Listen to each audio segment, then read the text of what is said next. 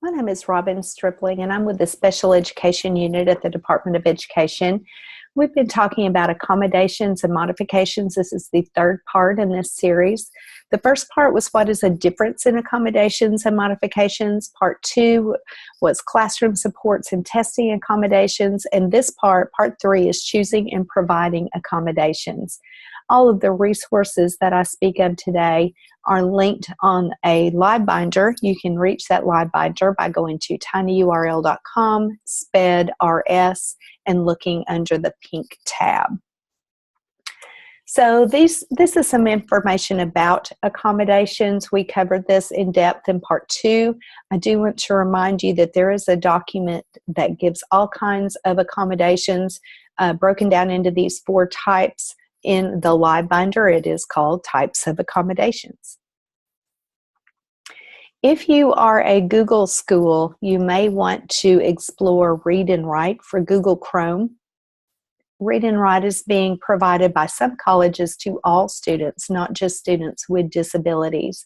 It is a tool that is free for teachers. It is free for students for a month. After a month, some of the features do go away, but text-to-speech stays, and that text-to-speech feature can read web pages and Google Docs and all kinds of things. So I hope you will explore that.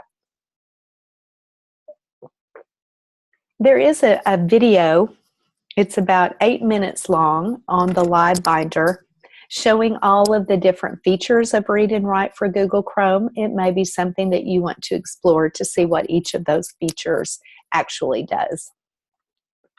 Another Google feature that I have been using a lot myself lately is voice typing. And when you go to a Google Doc, under the Tools tab, there is a button for voice typing. And when you click on that, a microphone appears. And when I click on this microphone, voice typing will begin to type whatever I say. When I talk, comma, voice typing types for me, period. This is very useful for students with written expression difficulties, period. New paragraph. This could be a great tool for any student, period.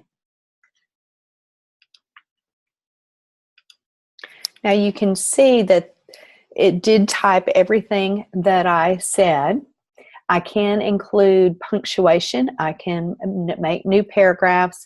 This is a fabulous tool for any student, not just a student with an IEP or a 504 plan.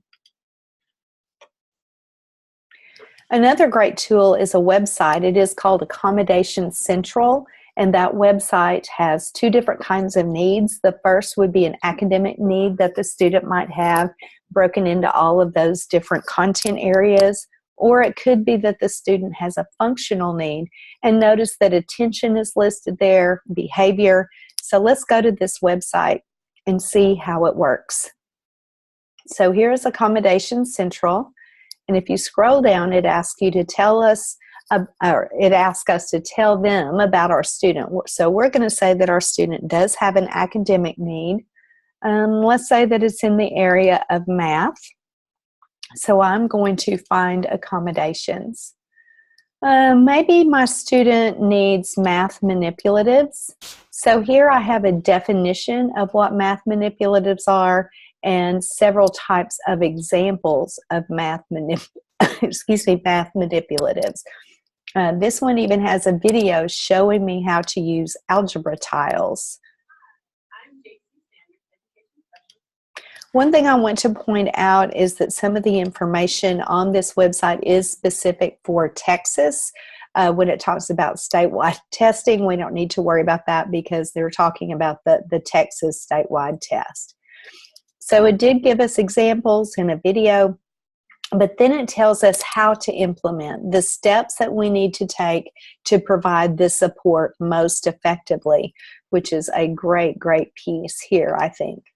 So if I just wanted to try another one, maybe math charts, again, you see the definition, examples, how to implement, and then it asks me to click here to see about monitoring.